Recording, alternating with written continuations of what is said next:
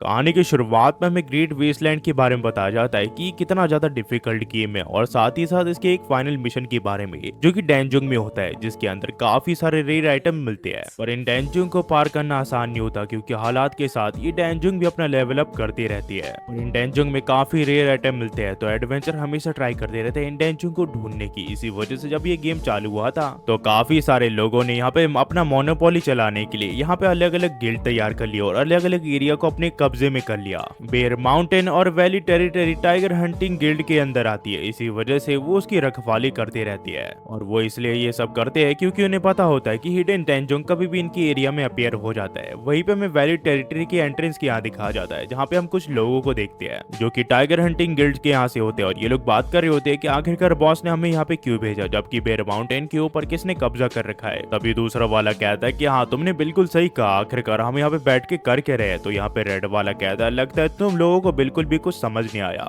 जो बेर माउंटेन है वहाँ पे हिडन बॉस दोबारा से अपेयर नहीं होने वाला, इसी वजह से वो जगह हमारी बिल्कुल भी किसी काम की नहीं है। अगर उस जगह को हमारी जगह से कंपेयर करें तो यहाँ का हिडन डैनजोंग अब तक क्लियर नहीं हुआ है, इसी वजह से बॉस ने हमें इस मिशन पे भेजा है। और अगर वो लोग यहाँ पे आते हैं तो हम उन्हें पकड़ के और उनके मटेरियल लूट के काफी ज्यादा रिच बन सकते हैं। ये लोग फिर से बताते हैं कि आखिरकार आपको इतना ज्यादा कैसे पता है। तो ये इन्हें बताता है कि गिल्ड ने मुझे इन्फॉर्म किया था कि उस प्लेयर का ज्यादा लेवल नहीं है और हर एक प्लेयर को लेवल 10 के बाद ऑक्यूपेशन स्पेशलाइजेशन से गुजरना पड़ता है, और वो पक्के से इसी रास्ते से मेन सिटी के वहां पे जाएगी, जिसके बाद हम उसे पकड़ लेंगे। तो ये लोग इसकी तारीफ करते हुए कहते हैं कि भाई सच मुझे आप काफी ज्यादा गिफ्टेड स्टूडेंट हो, इसी वजह से आपके एग्जाम में काफी अच्छे मार्क्स आते हैं। ये कहता है ऐसी कोई बात नहीं है। तभी इन्हीं में से कहते हैं कि मैंने सुना है कि वो पर्सन एक पर्वर्ट है और साथ ही साथ वो एक नेक्रोमेंसर है जो कि साइको है और उसका वेट 200 किलो के ऊपर है और वो प्लेयर्स के साथ काफी अजीब हरकत करती है। तो ये कहता है कि हाँ, मुझे इन जैसे पर्व से काफी ज्यादा नफरत है, पर तुम चिंता मत करो, मेरे पास काफी अच्छे इक्विपमेंट है जो कि बड़े से बड़े हमला झेल सकते हैं और ये काफी ज्यादा ताकतवर इक्विपमेंट है। और साथ ही साथ मेरे पास होली लाइट भी है, जिसकी मदद से मैं उस नेक्रोमेंसर की पावर को सप्रेस कर दूंगा, जिसके बाद वो अपने समन्स को नहीं बुला पाएगी और हम उसे पकड़ लेंगे। ये लोग फिर इसकी तारीफ करते हुए कहते हैं कि भाई आप सचमुच काफी ज्यादा स्मार्ट हो, वो नेक्रोमेंसर आपके सामने बिल्कुल भी नहीं टिक पाएगी और आपकी इस पावर से हम उसे पकड़ लेंगे, जिसके बाद हमें रिवॉर्ड भी मिलेगा गिल्ड की तरफ से। आप सचमुच काफी ज्यादा महान हो। तब ये लोग देखते हैं यहाँ पे अजीब सी लाइट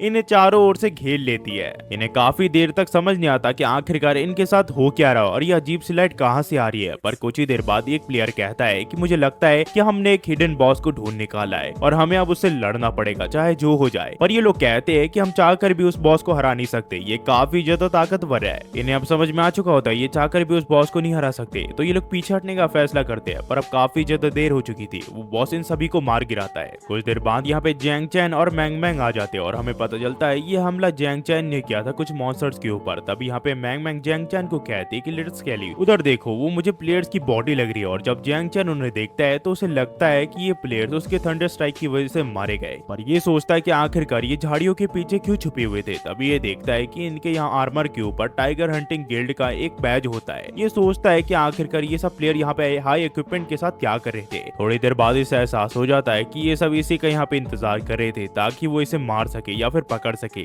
जैंग चैन समझ चुका होता है अगर इसे आगे जाना है तो इसे कुछ इन्फॉर्मेशन इकट्ठा करनी पड़ेगी, जिसके बाद ये आगे जा पाएगा। तब यहाँ पे मैंग मैंग इसे बताते हैं कि लिटिल स्केलेटन इधर देखो, वो यहाँ पे जिंदा है। और हम देखते हैं ये वही रेड सूट वाला होता है जो कि समझ चुका होता है अब ये इनसे जीत नहीं सकता, ये काफी ज्यादा ताकतवर है। तो ये गिल्ड से मदद मंगाने लग जाता है, पर इससे पहले ये मदद मंगाता यहाँ पे जैंग चैन इसके हाथ को पकड़ लेता है और जमीन पे तलवार की मदद से गाड़ देता है। इसके बाद ये इसके आर्मर को निकाल लेता है और इसके हाथों को बांध देता है, पर इसे पता चलता है ये तो एक लड़की होती है। वो लड़की फिर इन्हें कहती है कि गिल्ड ने बिल्कुल सही इन्फॉर्मेशन दी थी, तुम लोग बिल्कुल एक नंबर के पर्वर्ट हो। तभी उतने में जैंग चैन मैंग मैंग को समझाने लग जाता है कि ये लड़की हमारे लिए खतरनाक है और इसने इसे इसलिए बांध रखा है क्योंकि ये खुद को मार के ऑफलाइन ना चली जाए। वहीं पे ये लड़की सोच रही होती है कि इस लड़की का दिमाग खराब है, आखिरकार ये समन से कैसे बात कर रही है। मैंग मैंग फिर इस लड़की से बात करने के लिए आ जाती है। वो कहती है कि मुझे माफ करना, हमने गलती से तुम्हें चोट पहुंचा दी, पर हमारे कुछ सवाल है जिसके आंसर तुम्हें देने पड़ेंगे। पर ये लड़की कहती है कि मैं बिल्कुल भी आंसर तुम्हें नहीं देने वाली, बेशक तुम मुझे मार दो, मुझे तुम जैसे पर्वर्ट से नफरत है, खास कर की फीमेल से, बस मुझे मार दो, पर मुझे ह्यूमिलेट करने की कोशिश बिल्कुल भी मत करना। तभी मैंग मैंग कहती है कि आखिरकार तुम पर्वर्ट किसे कह रही हो, हम बस तुमसे कुछ सवाल पूछना चाहते हैं। पर ये लड़की कहती है कि बेशक मैं भूख के कारण मर जाऊं, पर मैं तुम्हें कुछ भी नहीं बोलने वाली। तभी यहाँ पे जैंग चैन आ जाता है। तो यहाँ पे मैंग मैंग उसे कहती है कि हमें प्लान बी को यूज करना चाहिए, इससे पहले हम इस चीज को यूज करें। पर जैंग चैन इसकी बात नहीं सुनता। तो वो लड़की कहती है कि ठीक है, मुझे मार दो, मुझे उस फीमेल पर्वर्ट से टॉर्चर नहीं होना है। पर जैंग चेन 50 सिल्वर कॉइन रख देता है इन्फॉर्मेशन देने के बदले में। तो यहाँ पे मैंग मैंग उसे कहती कि मैंने कहा था ना कि वो बिल्कुल भी मनी में इंटरेस्टेड नहीं है, हमें पैसों को ऐसे वेस्ट नहीं करना चाहिए। पर उतने में वो लड़की कहती कि लिटिल गर्ल, तुमने मुझे बिल्कुल सही पर कहा, तुम मुझसे कुछ सवाल पूछना चाहती थी ना, तुम कुछ भी पूछ सकती हो, मैं तुम्हें कुछ भी बताने के लिए तैयार हूँ। जैंग चेन फिर मैंग मैंग को इशारे में कहता है कि मैं चाहता हूँ कि तुम टाइगर गिल्ड के बारे में उससे सारी चीजें पूछ लो। और यहाँ से जो कहानी यूट्यूब भी कंटिन्यू हो जाती है। इसका अगला पार्ट अगले हफ्ते आएगा, तब तक के लिए वेट कीजिए और देखते रहिए मूवी बॉय रिकैप, मतलब मूवी बॉय एक्सप्लेन, जो कि ये मेरा दूसरा चैनल है। कुछ ही देर बाद हम एक और मानवा को एक्सप्लेन करके इस चैनल पे अपलोड कर देंगे। होपफुली वो मानवा भी आपको पसंद आएगी। बस जाते हुए ही कहूंगा गाइस, प्लीज इस चैनल को थोड़ा सपोर्ट दिखाओ और इस चैनल की मोनेटाइजेशन कंप्लीट करवा दो। थोड़ा घंटे यार, तो कुछ घंटे देख लो, मैं जल्दी जल्दी वीडियो अपलोड करते जाता हूँ। इस महीने के अंदर मुझे इस चैनल को मोनेटाइज करवाना है। बस जाते हुए इतना ही कहूंगा guys, thanks for watching. Next video में मिलते हैं, होपफुली आप सब बेहतर होंगे।